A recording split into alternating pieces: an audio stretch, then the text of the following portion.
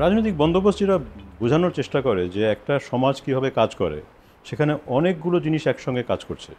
একটা হচ্ছে নিয়ম কানুন, সংবিধান, যেগুলোকে ইংরেজিতে আমরা ইনস্টিটিউশন বলি, এবং তার সঙ্গে হচ্ছে অনেক ধরনের সংগঠন, সংস্থা, আনুষ্ঠানিক এবং অনানুষ্ঠানিক, যারা এই আইন মেনে চলে বা ভাঙার চেষ্টা করে এবং সফলভাবে ভাঙেও। অর্থাৎ আপনি একটা অর্থনীতি, একটা সমাজের গতিশীলতা, সেটা কি ভালোর দিকে যাচ্ছে না খারাপের দিকে যাচ্ছে, সেটা শুধু আপনি সেখানকার আইন কানুন এবং সংবিধান এটা দিয়ে বুঝবেন না। আপনাকে বুঝতে হবে সেখানে কারা ক্ষমতাশীল সমাজের প্রত্যেকটা স্তরে, শুধু উপরে না। একটা গ্রামে কারা ক্ষমতাশীল, কারা আইন ভাঙছে গ্রামে, একটা শহরের বস্তি এলাকায় কারা ক্ষমতাশীল, তারা কিভাবে আইন ভাঙছে, তারা কিভাবে আপনার দুর্নীতি করছে। এই যে আপনার একটা ক্ষমতার কাঠামো, তার পাশাপাশি হচ্ছে একটা আইনের কাঠামো, এই দুটো মিলেই হচ্ছে একটা রাজনৈতিক বন্দোবস্ত। এবং সহজ কথা, এই রাজনৈতিক বন্দোবস্তটা বাংলাদেশে যেটা হয়ে গেছিলো ফ্যাসিস্ট সরকারের শেষের দিকে, যেটাকে আমরা বলি একটা অতি এককেন্দ্রীভূত ক্ষমতা, এবং মনের আনন্দের আইন ভাঙছিল, সরকারই তার নিজের আইন ভাঙছিল, প্রশাসন তার আইন ভাঙছিল, পুলিশ গুলি করছিল তার নিজের আইন ভেঙে। অর্থাৎ এখানে একটা অরাজকতা সৃষ্টি হয়েছিল। এটাই যখন আমাদের ছাত্র জনতা যখন অভ্যুত্থান বা বিপ্লব বা যাই বলেন, যেটার রাস্তায় নেমে আসলো, তারা চেয়েছিল এই ব্যবস্থার আমূল পরিবর্তন, এবং আমরাও সেটা চাই। এইরকম যে একটা শ্বাসরুদ্ধকর একটা অবস্থা, যেখানে আপনার অর্থনীতি চুরি হয়ে যাচ্ছে, রাজনীতিতে কোনো নিয়ম নাই, এটা তো আমরা কেউ চাই না। তো সেজন্য এটাই হচ্ছে এই মুহূর্তের, এটাই হচ্ছে দাবি। সমস্যা হচ্ছে এইখানে রাজনৈতিক বন্দোবস্ত পরিবর্তন করা খুবই একটা কঠিন কাজ। আপনি শুধু সংবিধান বা আইন পরিবর্তন করে পারবেন না। আপনাকে দেখতে হবে আইনগুলো কারা ভাঙছিল, কার ক্ষমতা ছিল আইনগুলো ভাঙার। তারা কি নতুন আইন মানবে, নাকি তারা ওই নতুন আইনগুলো ভাঙবে? আমার ধারণা তারা নতুন আইনগুলো ভাঙবে। অর্থাৎ আমাকে রাজনৈতিক বন্দোবস্ত পরিবর্তন করতে হলে একদিকে যেমন আইন কানুন সংবিধান পরিবর্তন করতে হবে, একই সঙ্গে আমাকে দেখতে হবে যে কারা অতি ক্ষমতার কবজা করেছিল, এবং তাদেরকে এই ক্ষমতা কিভাবে ভাঙতে হবে, তাদের এই ক্ষমতাটা কিভাবে আরেকটু ভালোভাবে বিতরণ করা যায়। একেবারেই তো সাম্যবাদ সম্ভব না, কিন্তু আমাদের যেটা হয়ে গেছিলো যে এক শ্রেণী অলিগার্ক, তাদের বন্ধু আমলা, প্রশাসন, রাজনীতিক, তারা সব নিয়ন্ত্রণে নিয়ে এসেছিল। আমার মনে হয় যেটা হচ্ছে বাস্তবসম্মত যেই কর্মসূচি বাংলাদেশের জন্য, সেটা হচ্ছে এই মধ্যম শ্রেণী, যেটা এই মধ্যম শ্রেণী এসএমই যাদের হাতে চালিত, এই শ্রেণীটাকে আরও বেশি ক্ষমতাশীল করা। এবং সেটা খুব আইন করেই বা আমরা বলে দেব যে এসএমইকে ঋণ দেন, এতে করে হবে না। আপনাকে আরও অনেক কিছু করতে হবে, এবং এটাই হচ্ছে আমাদের আশু ভবিষ্যতের যেটা কর্মসূচি।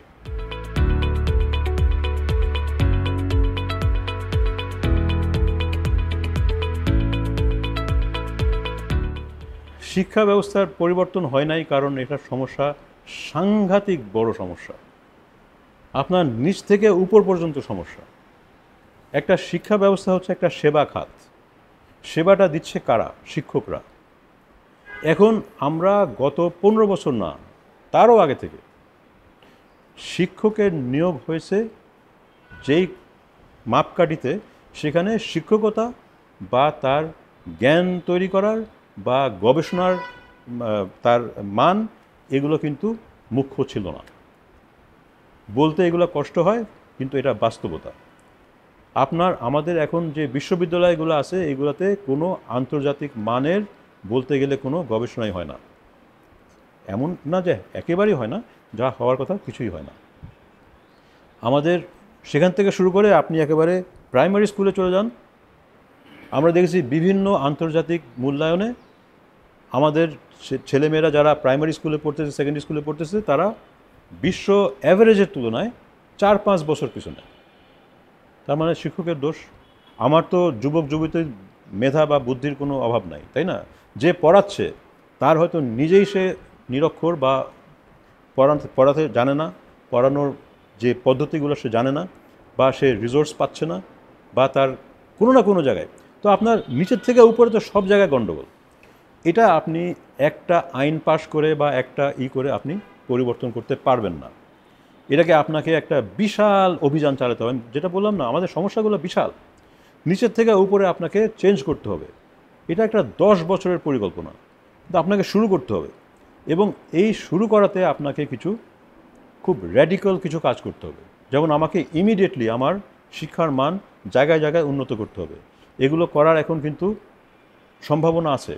কারণ আপনি যদি বিশ্ব ইসে দেখেন, আপনি ইন্টারনেট ব্যবহার করে, ম্যাসিভ অনলাইন এই যে কোর্সগুলো ব্যবহার করে, আপনি বিদেশি ইউনিভার্সিটি এবং স্কুলের সঙ্গে পার্টনারশিপ করে আপনি কিন্তু ইমিডিয়েটলি কিছু শিক্ষকতা এবং গবেষণার স্কিল ইমিডিয়েটলি নিয়ে আসতে পারেন। আমাদেরকে এখন ওই যে আমাদের সব কিছু বাংলাদেশিদের বাংলাদেশে করতে হবে, এটার থেকে বের হয়ে আসতে হবে। আমাদের সময় নাই। আমাদের এখন দ্রুত কিছু লোককে ট্রেনিং দিতে হবে, একেবারে সবাইকে না দিতে পারলেও যেগুলো আমাদের ক্রিটিক্যাল সেক্টর, যেমন আইটি, যেমন ইংরেজি, যেমন হচ্ছে বিভিন্ন ধরনের আপনার টেকনোলজি, যেটা আমাদের ছোট এবং মাঝারি শিল্পের জন্য প্রয়োজন। এই প্রশিক্ষণগুলোকে আমাদের একেবারে মানে ফ্রন্টিয়ার, মানে আন্তর্জাতিক মানের যারা শিক্ষকরা দিতে পারে, পয়সাটা খরচ করে এটা অনলাইনে করান বা তাদেরকে নিয়ে এসে করান। আমাদের এখন আর সময় নষ্ট করার জায়গা নেই। আর এই যারা আপনার অদক্ষ এবং মানে কোনো কাজের না এরকম যে শিক্ষক আছে, এদেরকে চাকরি থেকে বের করা অতিরিক্ত কঠিন, অতিরিক্ত কঠিন।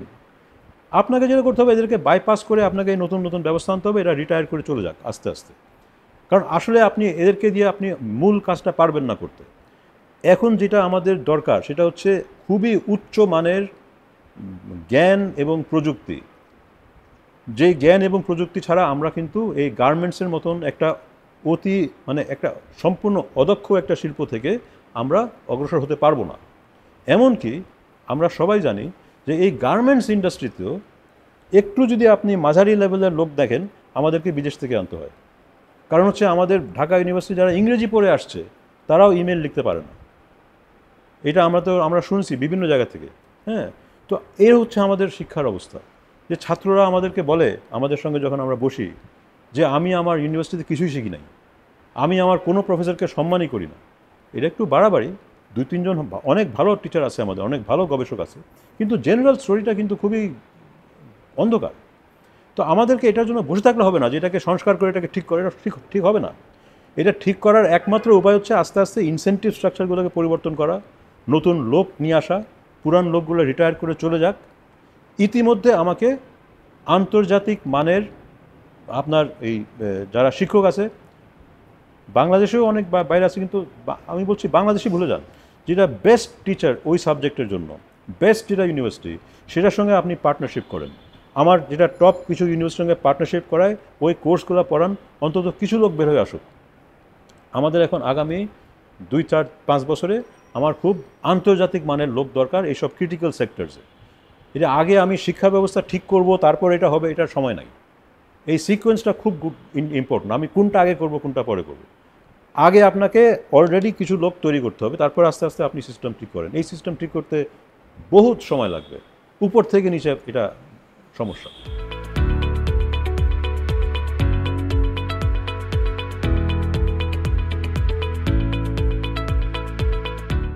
আবারও আমাদেরকে প্রায়োরিটিগুলো ঠিক করতে হবে।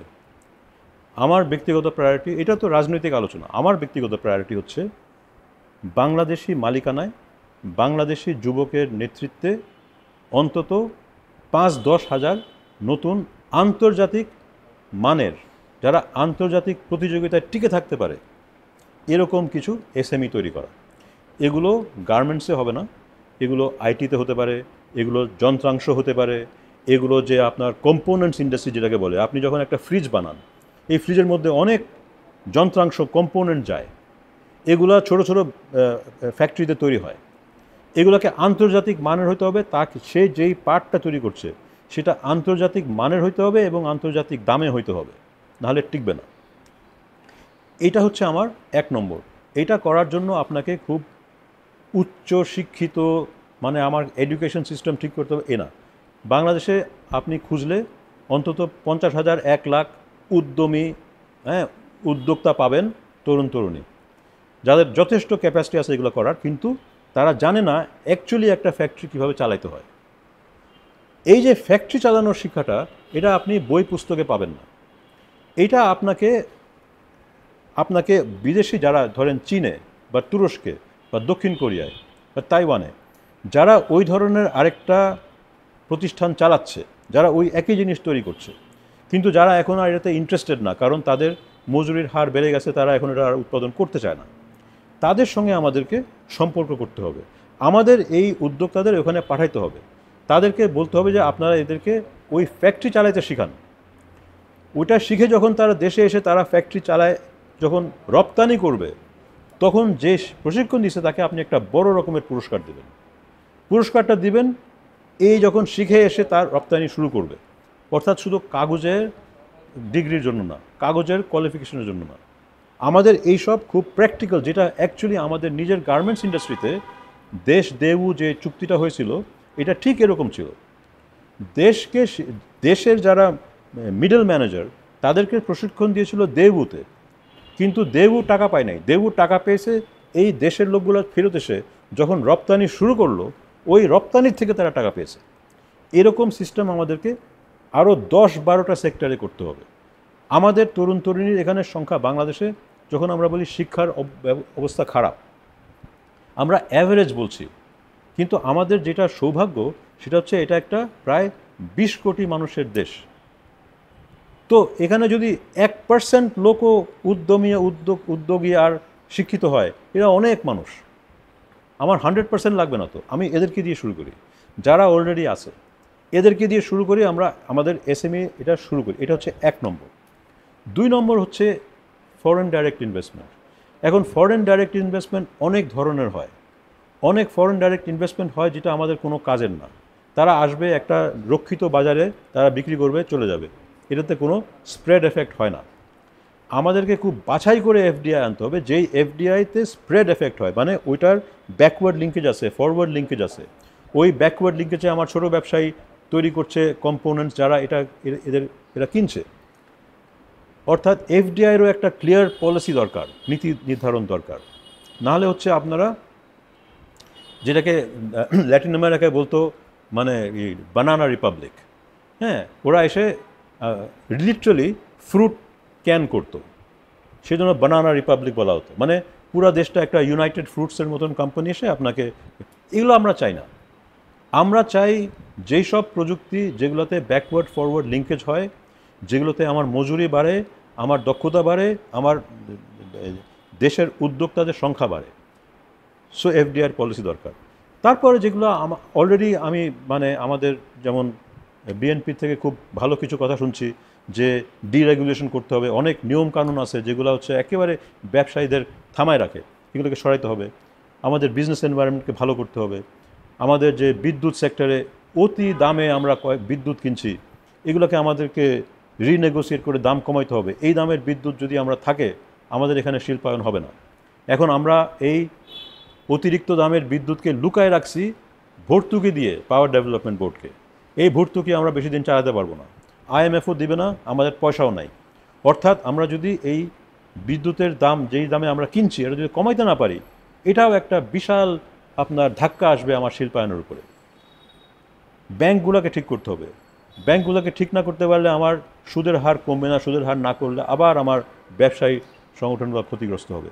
অর্থাৎ এই শিল্পায়নের জন্য অনেকগুলো জিনিস আপনাকে করতে হবে, কিন্তু সেখানে কোনটা আগে কোনটা পরে এই প্রায়োরিটি আপনাকে ঠিক করতে হবে, এবং ক্লিয়ার কিছু প্ল্যান করতে হবে, এবং ছোটো ছোটো এক্সপেরিমেন্ট করতে হবে যে এটা কাজ করে কি না।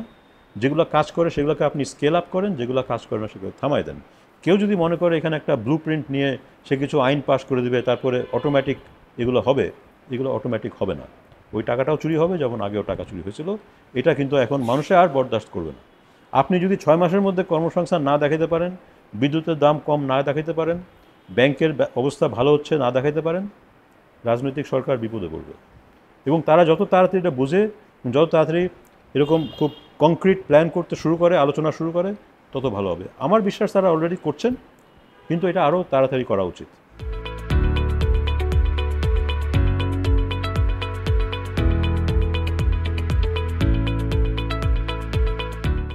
এখানে আমি নেগেটিভ কিছু বলতে চাই না, কারণ হচ্ছে এটা নিয়ে অনেকে অনেক কসরত করেছেন, অনেক শ্রম দিয়েছেন, এগুলো ভালো করা উচিত। আমি আগে রাজনৈতিক বন্দোবস্তের বিশ্লেষণের মূল জায়গায় আসি।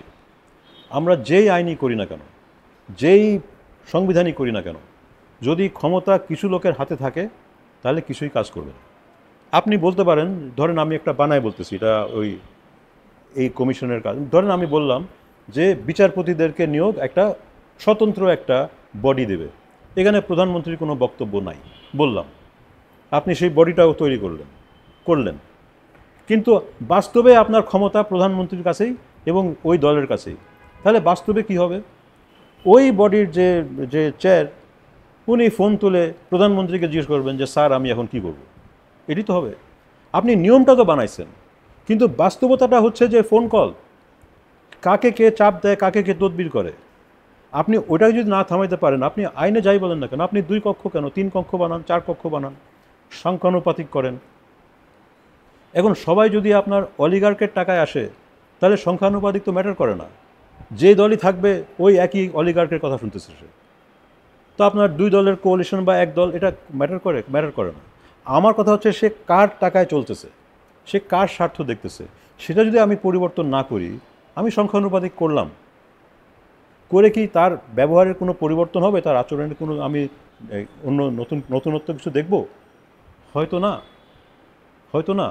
তাহলে আমি কেন এটা নিয়ে আমার সব এই যে পলিটিক্যাল ক্যাপিটাল এটার পিছনে কেন দিচ্ছি? আগে দেখি আমরা কতটা পরিবর্তন করতে পারি ক্ষমতার, ওই নতুন ক্ষমতার পরিবর্তনের সঙ্গে মিলিয়ে আমাকে কিছু সংবিধান আইন কানুন করতে হবে, যেটা ওইটার ভিত্তিতে আমি ওটাকে চেকের মধ্যে রাখতে পারি। তো আমি তো জানি না কি হবে, তো আমি এটা করতেছি অ্যাজ ইফ আমার আসলে যে বাস্তবে যে ক্ষমতার বিতরণ এটা একটা আধুনিক মানে উন্নত দেশের মতন। আসলে তো তা না। আসলে তো এই 10-12 জন এখনও নিয়ন্ত্রণ করতেছে। এখনও আপনি যে প্রশাসনের মধ্যে যান, প্রশাসন কারো কারো কথা শুনতেছে। কীভাবে শুনতেছে? কিন্তু আমাদের তো মানে একটা কি অন্তর্বর্তীকালীন সরকার বসে থাকা সত্ত্বেও যাদের কথা শোনার তাদের কথাই শুনতেছে। তো আমার কথা হলো যে এখন আপনি এগুলা শুধু এসব সংবিধান পরিবর্তন করে বা ঐক্যমত্যে আসলে হবে না। এটা করতে হবে, কিন্তু করতে হবে পরে। আরেকটা ব্যাপার আছে, এখানে আমরা অনেক কিছু করে ফেলি মানে হুজুকে, যে এই সিস্টেমটা কাজ করতেছে না, একটা নতুন সিস্টেম নিয়ে আসে। সংখ্যানুপাতিকের কিন্তু অনেক সমস্যা আছে। সংখ্যানুপাতিক কাজ করে শুধুমাত্র যদি আপনি আপনার বাস্তবে ক্ষমতা কার কাছে আছে সেটার সঙ্গে মিলাই করেন। যেমন ধরেন নেপালে সংখ্যানুপাতিক আছে, মিশ্র সিস্টেম, হ্যাঁ, ফার্স্ট পাস্ট দ্য পোস্ট সংখ্যা। সেখানে কি হয় যে ওই নির্বাচনের ফলে এতগুলো দল সংসদে আসে যে আপনি একটা শক্তিশালী সরকার গঠন করতে পারেন না। 6 মাস পর পর সরকার, ওই একই সাংসদ, কিন্তু নতুন নতুন আপনার কোয়ালিশন হয়ে 6 মাস পর পর নতুন সরকার আসে। এটা তো কার্যকর না। আচ্ছা, এখন এই যে জিনিসগুলো, যে অ্যাকচুয়ালি আপনার বাস্তবে কয়টা পার্টি টিকবে বাংলাদেশে সেটা তো আমাকে জানতে হবে। আমি যে সংখ্যানুপাতিক সিস্টেমটা করব সেটা ওই ভিত্তিতেই করতে হবে যে আসলে বাস্তবে কয়টা পার্টি আছে।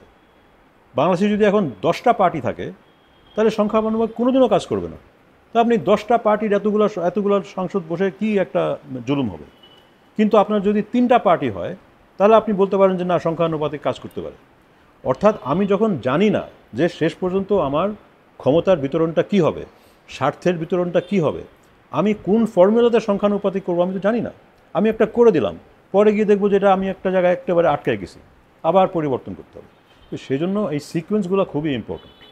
আগে আমরা দেখি যে স্বার্থের বিতরণটা কি, বড় ব্যবসায়ীর কয়টা দল, ছোট ব্যবসায়ীর কয়টা দল, মধ্যম ব্যবসায়ীর কয়টা দল, দেখি। সবই যদি বড় ব্যবসায়ীর দল হয় তাহলে ভাই আপনি সংখ্যানুপাতিক করেন আর কি করেন ম্যাটার করে না, আমি ঘুমাইতে যাই, কিচ্ছু হবে না। সবাইকে যদি ওই বড় ব্যবসায়ীরাই টাকা দেয় তাহলে আপনার সংখ্যানুপাতিকে কী হবে?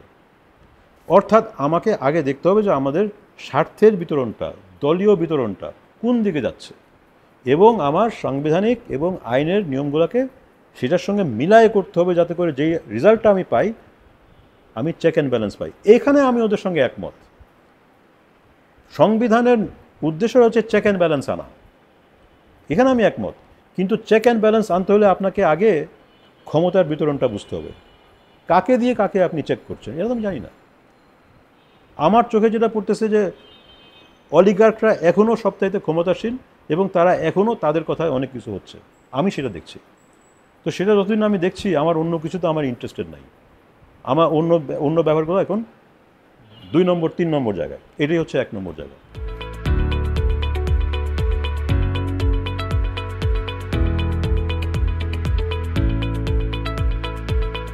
আমি কিন্তু এই সরকারের সমর্থক, এর আগেই বললাম আমি এই সরকারের সমর্থক।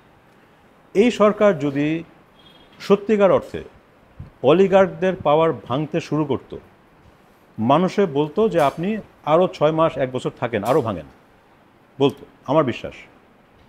তারা 1 বছর পরে একটাও সাফল্য দেখাতে পারেন না, যে আমি এই ব্যক্তিকে, অনেক লোকের জেলে আছে, হ্যাঁ ঠিক আছে, অনেক লোকের বিরুদ্ধে মামলা হয়েছে, কিন্তু এই মামলাগুলো কি টিকবে? এগুলো অ্যাকচুয়ালি কি শেষ পর্যন্ত তাদের অর্থ আমরা নিতে পারবো? এটা তো নিশ্চিত না। তারা যদি এটা দেখাইতে পারতো তাহলে তার কিন্তু মেয়াদ এমনিতেই বেড়ে যেত। এখন সমস্যাটা হচ্ছে মানুষে বলতেছে আপনারা তো কিছু করতেছেন না, তাহলে নির্বাচন দেন, এরকম একটা কথা আমরা শুনছি।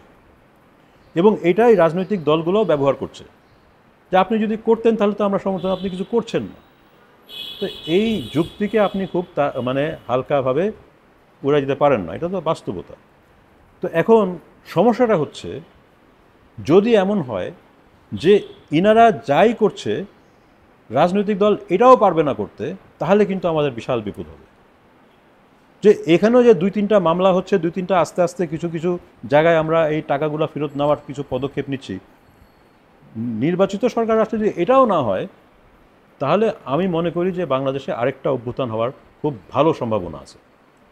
কিন্তু যদি নির্বাচিত সরকার মনে করে যে না, আমরা ক্ষমতায় আসলে আমরা এই কাজটা করব, তাহলে আমিও নির্বাচনের পক্ষে। কারণ আমার পাওয়ার দরকার, পাওয়ার মানে আমার এই ক্ষমতার যে কেন্দ্রগুলোকে ভাঙার ক্ষমতা দরকার। এই ভাঙার ক্ষমতাটা এই সরকারের যথেষ্ট দৃশ্যমান না। যদি নির্বাচিত সরকার সেই প্রতিশ্রুতি দেয় যে আমরা করতে পারবো, তাহলে আমি তার পক্ষে। সে যদি আরও ঘনিষ্ঠভাবে অলিগার্কের সঙ্গে জড়িয়ে পড়ে, তাহলে আমি তার বিপক্ষে।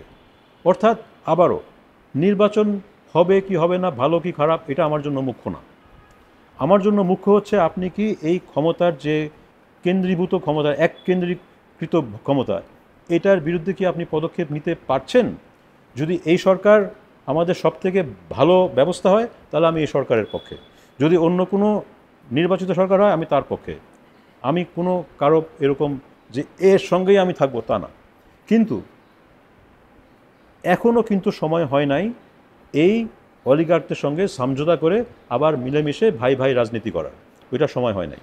এখন যদি কেউ নির্বাচিত হয়ে আবার সেই ভাই ভাই রাজনীতিতে নেমে যায়, এটা বাংলাদেশের জন্য সাংঘাতিক একটা সঙ্গীন অবস্থা হবে, এবং সে 2-4 মাসের মধ্যে কিছুই ডেলিভার করতে পারবে না, আবার রাস্তায় মানুষ নামবে। এটা আমাদের জন্য ভালো না। তো আমার আশা হচ্ছে যে রাজনৈতিক দলগুলো এটা বুঝেন, তারা এই কাজটা করার জন্য প্রস্তুত থাকেন। যদি নির্বাচন হয় খুব ভালো কথা, নির্বাচন পর তারা যদি এই কাজটা আরও শক্তিশালীভাবে করতে পারে, বাংলাদেশ বেঁচে যাবে।